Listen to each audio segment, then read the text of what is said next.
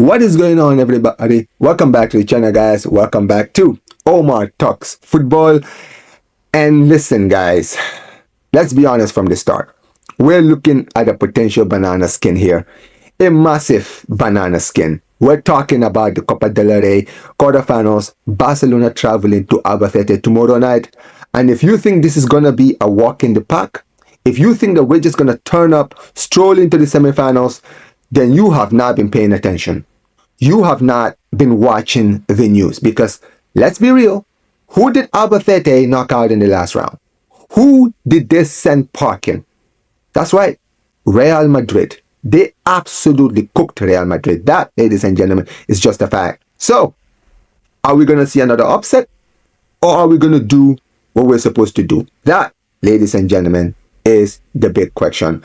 But yeah, big up to every single one of you guys in the building. We're here to talk about the big match preview. Albacete versus Barcelona. Estadio Carlos Belmonte, the Albacete Stadium. Tuesday night football. And listen, guys, we're going to get into the lineups. We're going to get into the tactics and the injuries because, oh God, the injuries. Make sure you guys smash the like button, subscribe to the channel, turn on notification. Listen, join the family, guys. We are out here doing our thing, guys. Omar Talks Football, out here covering all of the latest Barcelona news, every game, every watch along, guys. Y'all know what to do, so make sure you guys smash the like button and subscribe to the channel, and let's get straight into it. So here's the thing, ladies and gentlemen. We're coming off a good win in the weekend on Saturday, beating Elche 3-1. Lamine Yamal balling. Ferran Torres got a goal, even though the performance wasn't great. Rashford finally hitting the back of the net this year in 2026 in the league. We love to see it. We're top of the table, 55 points clear, current reigning champions on paper. This should be easy, right? This game against Albacete. But let's be honest, this is the Copa del Rey, and we're playing a team who are currently living a fairy tale. They are on cloud 9 right now. They are currently doing so well for themselves. They had a poor start to their season, but they really improved. And listen, in this competition, they have been fearless. They've been absolutely fearless. They have been absolutely amazing. I'm not even gonna lie, right? And with the players that we have missing, am I nervous? Not really, but then again, I am also very cautious. I'll be very, very honest. So we're going to break this down, man. We're going to get into the lineups. We're going to talk about also with Albacete, because I do want you guys to have an idea of how Albacete, right, what they could come with in this game. Because like I mentioned, I was doing my research on them, and yeah, I'm not going to lie to you, they are currently coming into this game in very, very good form. And ladies and gentlemen, this is what I mean. Because listen, before the game they played against Real Madrid, they were sitting 17th in the table, right? But now things have changed, right? Since then, they have now currently 12th, sitting comfortably in mid-table in the second division. And this is the important thing that I do want you all to notice. Here is the game against Real Madrid, the match that they won. Before this, ladies and gentlemen, they were on a 3-game winless streak. Since that match against Real Madrid, they have gone on a 3-game winning streak, right? They've just beaten Zaragoza 2-0 coming into this game against Barcelona. So they've definitely gained a lot of confidence coming into this game. And I'm going to be very honest with you guys. If there's one player in this Albacete team that we should definitely be keeping our eye on, it is this man right here, Jeffrey Bentancur. Now this guy right here, ladies and gentlemen, I'm going to be very honest, this guy is on a serious purple patch right now. 7 goals in the cup.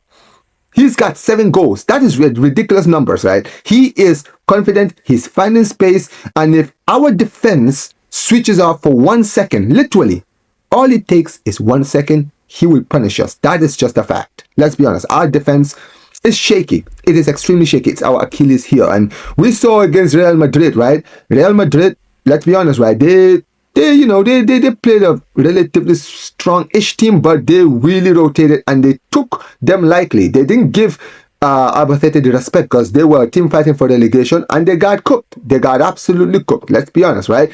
And I'm going to be real. In this game against us, they are going to set up the low block. They are going to try to hit us on the corner, and they're going to try to see, if they can find, like I mentioned, Jeffrey Bentancur every single time. They're going to try their best to find him every single time. And let's be honest, these guys, they have nothing to lose. Absolutely nothing. The pressure is 100% on Barcelona. If we lose, not only is it a disaster, we are going to be the laughing stock, especially after the way we were laughing at Madrid fans when they lost to this team. If we lose to this team, I'm telling you guys, it will be a long, long, long week for Barcelona. And if they lose, let's be honest, Albacete just knock Real Madrid out. If they're going to come into this game thinking, listen, imagine if we do the impossible and beat both Barcelona and Real Madrid, and if we lose, then it is what it is. We've worked hard. So mentally, this is a big one. We have to match their intensity. We have to go out there, if we go out there, right, thinking that we're superstars and they're nobodies, like Real Madrid did, we are going to have a long night. Trust me on that. Now, let's talk about Barcelona. Let's talk about us, because this is the problem, ladies and gentlemen. This is the thing that really boils me up. It's the injuries. Oh, my late days, the injuries. We already know Gavi, he's out. We've already seen Pedri, he was out basically a few weeks ago. We are not expecting those guys. We basically, if you look at this injury list, it's kind of the same players, but there's some players that they haven't put in this list, which quite frankly, I'm very surprised they haven't put these guys in the list. We literally witnessed in the weekend, right? Rafinha coming off the pitch at halftime against Elche, right? Now, the big word was that apparently he suffered a knock. Now, all the talk has been that apparently he's fine. He's basically said he's okay. Everything is good. And basically, we know that he did suffer a knock about a week and a half ago, right? So, a lot of the word is that apparently he wasn't 100% fit, and the manager decided to risk it, which I think was a stupid idea, right? But also, we saw Jules Koundé limp off the pitch against Elche. We also saw him limp off. He also said he was okay, but this is the thing. If those guys are out, they're going to be big losses, right? And not to mention, like I meant, we also saw Yamal down in the game, but I don't think Yamal was injured. I think, it was nothing to be worried about. But this is definitely going to be a issue for Barcelona. The fact that, we have all of these injuries and stuff like that, right? But we will definitely see what happens. So for the manager, ladies and gentlemen, I don't know what Flick is going to do, right? He's going to have a massive headache. On one hand, if he wants to rotate, right, because we do have some La Liga games coming, we are still only a point behind Real Madrid, right? He needs to protect our players. We don't want any more injuries, right? But on the other hand, it is the quarterfinals, and if Flick is really serious about trying to win this competition, I wouldn't go for a whole rotation, right? Because let's be honest, it's a one-off game. If we lose, we're out. That is it, right? So can we afford to play the B team? In my honest opinion, not a full rotation. Do not go all the way full rotation if we're really serious about trying to win this cup, right? Let's rotate, but let's make sure that we don't do what Madrid did, right? Go completely rotational, right?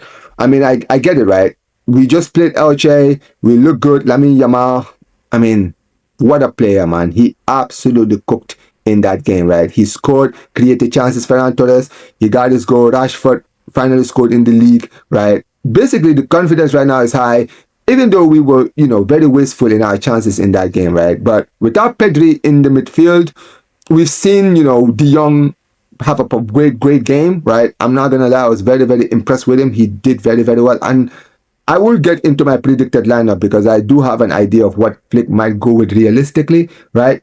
But I do believe that we're going to see a lot of changes going into this game, but not too many changes, to be honest with you. So, let's talk about the predicted starting 11.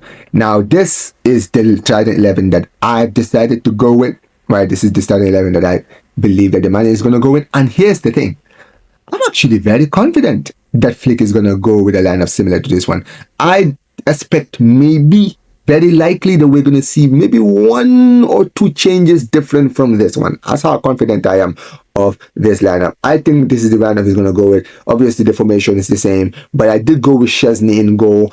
I'm going with an Araujo-Martin partnership because we saw Eddie Garcia and Kobashi play this past weekend. So I think Flick might decide to trust Araujo in this game. Gerard Martin didn't play at all in the game against LJ, so I do expect to see him in this game. Alejandro Balde will be on the left back position. Jean Cancelo will be back in the starting 11 in this game. I 100% believe that, right? I think he will be back because, not only do we see Koundé limp off, even if he is not injured, don't risk it, right? At the end of the day, there's no need. We didn't see Cancelo play a single minute against Elche, so we're going to see him in this game. Midfield, I think he's going to play Bernal and Frankie de Jong. Now, the reason I think he's going to play de Jong is because de Jong just returned in the weekend. He didn't play midweek against Copenhagen. So at the end of the day, I feel like, we don't really have a lot of creative sparks, and you don't want to overplay Olmo. Even though Olmo has been playing very, very well, you don't want to overplay him. You understand what I mean, right? He's very injury prone, so I think he's going to give Olmo a rest. He's going to play de Jong more advanced in the midfield and play Marc Bernal next to him because, listen, we've seen Bernal recently. He's been getting a lot of minutes. Clearly, the manager is beginning to trust Bernal again, which I'm very, very happy to see. I think he will get a start in this game. In the 10, I've decided to go with Fermin Lopez. I think he's going to play Fermin in this game. This is what I believe, right? I think he's going to play Fermin in the 10 because we do need a creative spark. And on the left, I've decided he's going to go with Rashford. I don't think he's going to risk Rafinha if he did suffer or not, even if it's not too serious, right? I do believe he's going to start Rashford in this game. Ronnie, he's going to be on the right. I don't want to see Lamine Yamal play, okay? Lamine Yamal is currently our key man. Don't risk it. There's no need for that. I believe in Ronnie. Ronnie has really, really played well. He's been very reliable every single time we've called upon him. So give the kid an opportunity. Let him play on the right. And in the attack, a lot of people might say, but we just saw Ferran Torres start. Listen, I think he's going to start him again. I'm telling you, he will start Ferran Torres in this game against Albacete. This is what I 100% believe. This is what I think he's going to go with in this game. Ferran Torres as the number 9. And yeah, it is what it is, guys. But let me know what you guys think about my predicted starting 11. I genuinely believe that he's going to go with something similar to this. And listen, at the end of the day, like I mentioned, guys, this is a huge, massive banana skin, right?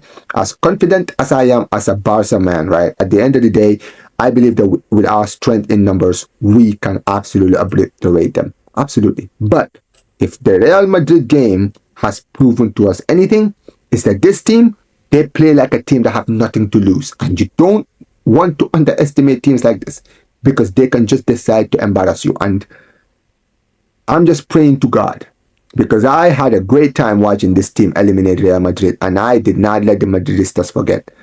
We cannot lose this game. If we lose, I'm telling you now, we will be the biggest laughing stock in the whole of Europe. So yeah, let's make sure we go out there, get the win. And as far as my prediction scoreline goes, I am going with a 3-1 Barca win. I'm going to go Albacete 1, Barcelona 3, because still with our defense, I think Jeffrey Bentancur is going to probably find the net. So it is what it is. But let me know what you guys think in the comment section below. Make sure you guys smash the like button, subscribe to the channel, turn on notifications, all of the beautiful stuff, and put your predictions of the game in the comment section below. Let me know what you guys are saying about this game. Smash the like button. Peace, you guys. Take care.